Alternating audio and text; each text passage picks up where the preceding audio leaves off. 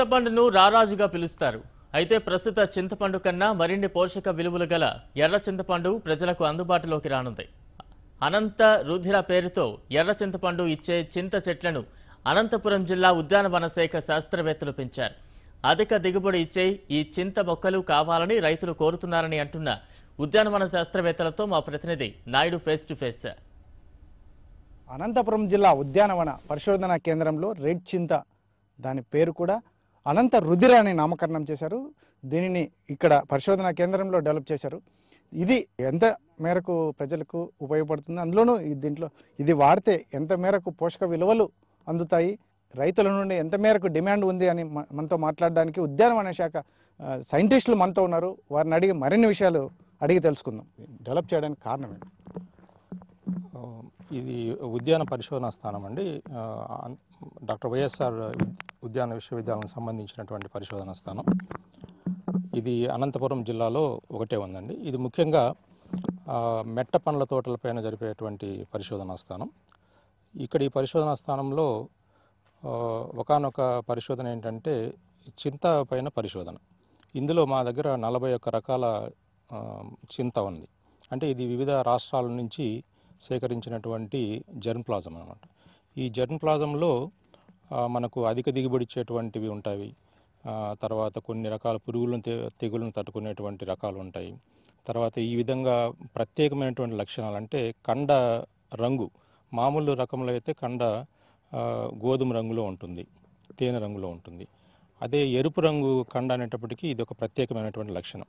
అంటే మేము తీసుకొచ్చి మా దగ్గర ఉన్నటువంటి 41 జెర్మ్ ప్లాజం లైన్స్లో ఇది ఒకానొక రకం, అంటే ఎరుపు కండ కలిగినటువంటి రకం. సో దీన్ని మేము గత 15-20 సంవత్సరాలుగా దీనిపైన పరిశోధన చేశాము.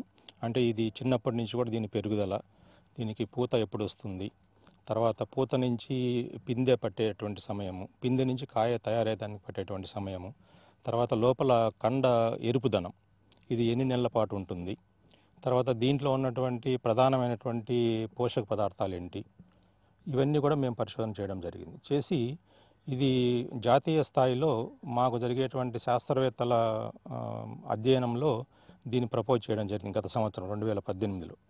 సో అక్కడ దీనికి అనంత రుధిర అనేటువంటి పేరు పెట్టడం జరిగింది.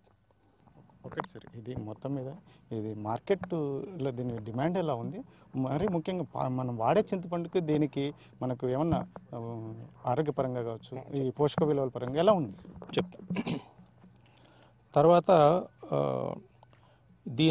దీనివలన ఏమైనా లాభాలు ఉన్నాయని మనం చూసుకుంటే, అంటే మామూలు చింతపండుకు దీనికి ఏ విధమైన లాభం ఉందని కానీ చూసుకుంటే మార్కెట్లో దీనికి తప్పకుండా డిమాండ్ ఉంటుందండి. ఎందుకంటే మనము ఇతర చింతపండు మనం చూస్తుంటాము, అది గోధుమ రంగులో ఉంటుంది మనకు పండు తయారైన తర్వాత.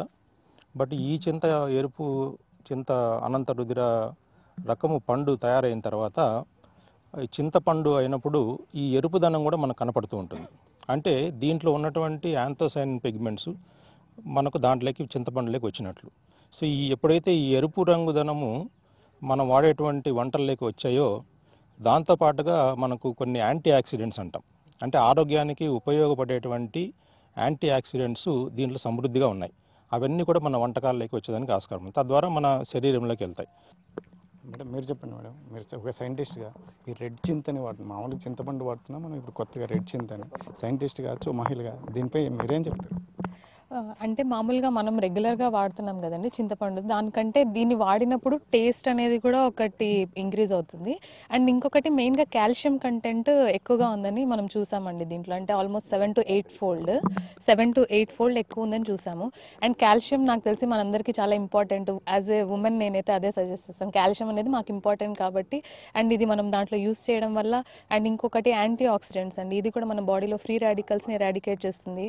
సో అది కూడా ఉపయోగపడుతుంది అనుకున్నాను. అండ్ టేస్ట్ కూడా ఎన్హాన్స్ చేస్తుందండి మీరు మామూలుగా రెగ్యులర్గా వాడేదానికి. ఇది అనంతపురంలో చెప్తున్నటువంటి విషయం ఏదైతే ఉందో, రెడ్ చింతను అభివృద్ధి చేస్తే ముఖ్యంగా మనకు పోషక విలువలతో పాటు అనేక మంది ఆరోగ్యపరంగా కూడా చాలా హెల్ప్ అవుతుంది. అందులోనూ ముఖ్యంగా అనంతపురం జిల్లాలో కూడా పెద్ద ఎత్తున రైతుల నుంచి కూడా డిమాండ్ పెరుగుతుంది. కాబట్టి రాబోయే కాలంలో దీన్ని ఇంకా అత్యధికంగా దిగుబడి చేసేకి, అభివృద్ధి చేసేకి కూడా మేము కృషి చేస్తామని చెప్పేసి ఇక్కడ సైంటిస్టులు పేర్కొంటున్నారు. కెమెరా పర్సన్ సుధాకర్తో చెల్లకనేడు, భారత్ టుడే, అనంతపురం జిల్లా.